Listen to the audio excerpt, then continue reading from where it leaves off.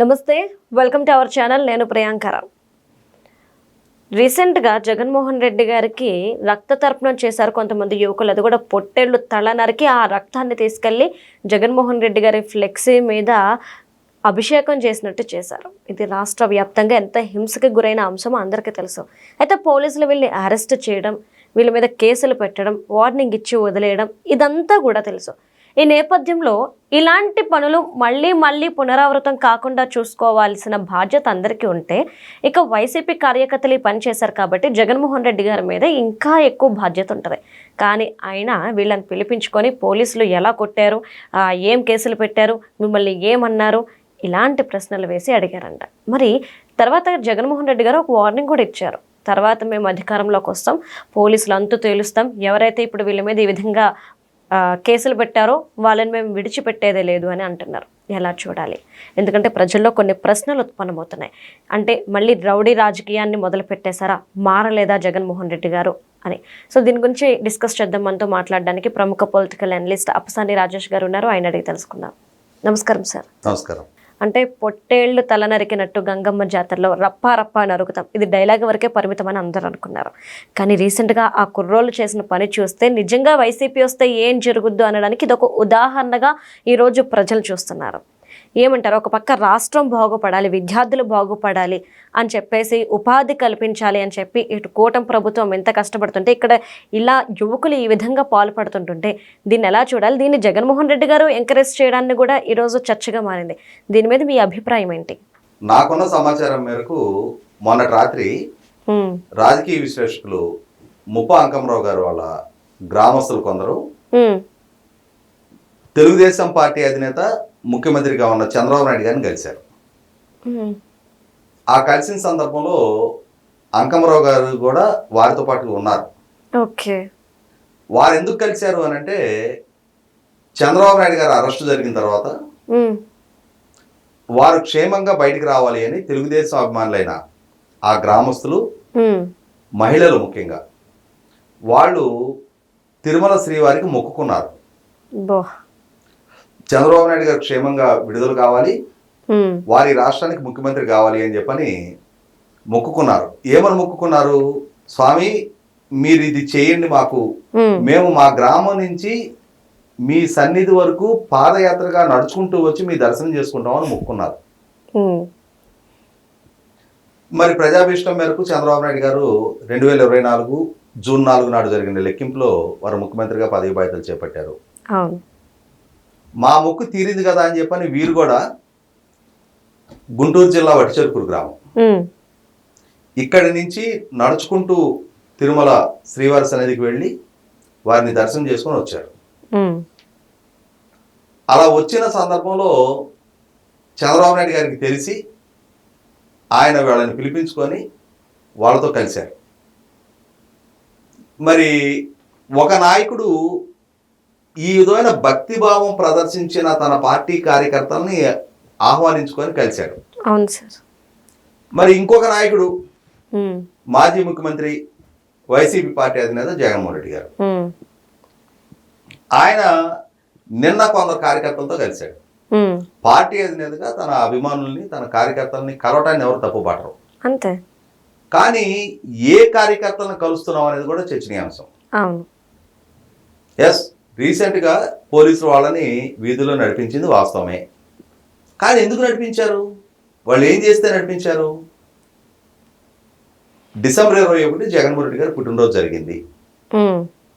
సహజంగా వాళ్ళ పార్టీ అధినేత, మాజీ ముఖ్యమంత్రి, ఆయన జన్మదిన వేడుకలు జరుగుతూ ఉన్నప్పుడు ఆ వేడుకలను తమ ప్రాంతంలో తమ చేతుల మీదుగా కూడా జరుపుకోవాలి అని చెప్పని చాలా మంది అభిమానులు భావిస్తారు, జరుపుకుంటారు. దాన్ని ఎవరు తప్పుపడరు. ఏ పార్టీ అయినా సరే, ఏ నాయకుడైనా సరే, సినిమా స్టార్ కానీ, క్రికెటర్ కానీ, ఎవరైనా సరే, ఒక వ్యక్తిని ఆరాధిస్తూ ఉన్నప్పుడు, అతను అభిమానిస్తూ ఉన్నప్పుడు, అతను అడుగుజాడలో నడుస్తూ ఉన్నప్పుడు ఆయన పుట్టినరోజుని తమ వేడుకగా భావించి జరుపుకోవడానికి ఎవరు తప్పుపడరు ఇక్కడ.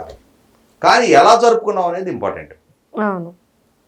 నీ నాయకుడు పుట్టినరోజు సరే, దానికి ఫ్లెక్సీలు కట్టి నడి బజార్లో మేకల తలలు నరికి ఆ రక్తంతో ఆ ఫ్లెక్సీలకి రక్తార్పణం చేసి, రక్త తర్పణం అంటారు, ఆ రక్త తర్పణం చేసి పైగా ఏమని స్టేట్మెంట్లు ఇస్తూ ఉన్నావు? 2029 ఎన్నికల్లో వైసీపీ పార్టీకి మ్యాజిక్ ఫిగర్ దాటిన తర్వాత రాష్ట్ర వ్యాప్తంగా ఉన్న తెలుగుదేశం నాయకులని గంగమ్మ జాతరలో పొట్టేళ్ల తలను నరుకుతాం, రప్ప నరుకుతాం అని చెప్పని స్టేట్మెంట్లు ఇస్తా ఉన్నారు.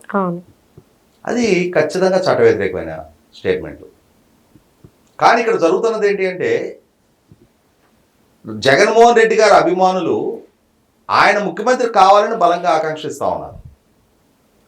తమ ప్రత్యర్థులని భౌతికంగా హింసించాలి, వాళ్ళకి హాని తలపెట్టాలని చెప్పని భావిస్తూ ఉన్నారు. ఇప్పుడు జగన్మోహన్ రెడ్డి గారు పార్టీ అధినేత. ఎలా అయితే చంద్రబాబు నాయుడు గారు తన పట్ల ఆరాధన భక్తిభావం ప్రదర్శించి తన కోసం సాక్రిఫైస్ చేసిన కార్యకర్తలకి తాను టైం ఇచ్చి వాళ్ళతో కలిశారో అదేవిధంగా జగన్మోహన్ రెడ్డి గారు కూడా కలవచ్చు. కానీ ఆ కలిసిన క్షణాన వాళ్ళకు కొంత హితబోధ చేయాల్సిన అవసరం ఉంటుంది. అరే బాబు, నా పుట్టినరోజు అన్న మాత్రాన మీరు వాళ్ళ నడిబజార్లో ఈ మేకలను నరకటం ఏంటి, ఆ రక్తంతో నాకు రక్త తర్పణం చేయటం ఏంటి అంటే మీ ఉద్దేశం నన్ను సమాజంలో ఏ విధంగా పోర్ట్రేట్ చేస్తా ఉన్నారు, నన్ను ఒక రక్త పిపాసిగా మీరు చిత్రీకరిస్తా ఉన్నారు. నా క్యారెక్టర్ అది కాదు. నేను పార్టీ అధినేతని, గతంలో పాలకుడిగా వ్యవహరించా, భవిష్యత్తులో కూడా పాలకుడు కావాలనుకుంటున్నా.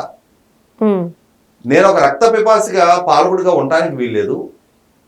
నేను రాష్ట్రంలో ఉన్న కోట్లాది మంది ప్రజల యోగక్షేమాలని పరిరక్షించాల్సిన పాలకుడిగా బాధ్యతలు చేపట్టేవాడినిగా హుందాగా బ్యాలెన్స్డ్గా వ్యవహరించాల్సిన పరిస్థితులు నా చేతిలో ఉంటాయి.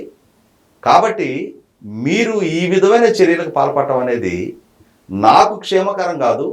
అదే సందర్భంలో ఇవాళ కేసులు, పోలీసులు చర్యలు, మిమ్మల్ని ఇట్లా నడిబజార్లో నడిపించడం మీకు కూడా క్షేమకరం కాదు.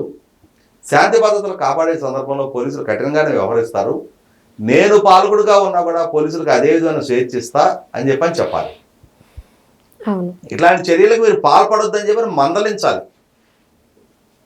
కానీ జగన్మోహన్ రెడ్డి అవి చేయలే. పోలీసులు నిందించాడు, ప్రభుత్వాన్ని దూషించాడు. మీరు చాలా బ్రహ్మాండం చేశారు, భజగోవిందం బ్రహ్మాండం అని చెప్పి వాళ్ళని కీర్తించాడు. వాళ్ళ తప్పుని ఎత్తి చూపితే మనకు ఒక సామెత చెప్తారు, మనకి మంచి మిత్రుడైన వాడు మన లోపాలను మన మొహాన్ని చెప్తాడు, మన శత్రువు మన లోపాలని మన చాటును మాట్లాడతాడు. మన లోపాలని మన ఎదురుగా ప్రస్తావిస్తే వాటిని అధిగమించడానికి, చక్కదిద్దుకోవడానికి ప్రయత్నం చేస్తాం. మనల్ని మనం కరెక్ట్ చేసుకుంటాం. మనల్ని మనం కరెక్ట్ చేసుకొని మనం మంచి పౌరుడిగా బతకాలని ఆకాంక్షించేది మన మంచి మిత్రుడు. అలా కాకుండా మనం ఏ తప్పు చేసినా మన మొహం మీద ఆహా ఓహో బ్రహ్మాండం భజగోవిందం అని చెప్పని పొగిడి మన చాటుకెళ్ళి మన ప్రత్యర్థుల దగ్గర మన తప్పుల గురించి, మనలో ఉన్న లోపాల గురించి ప్రస్తావించేవాడు మన శత్రువు. మరి వాళ్ళ జగన్మోహన్ రెడ్డి తన శ్రేణుల పట్ల మిత్రత్వాన్ని ప్రదర్శిస్తున్నాడా, శత్రుభావాన్ని ప్రదర్శిస్తున్నాడా?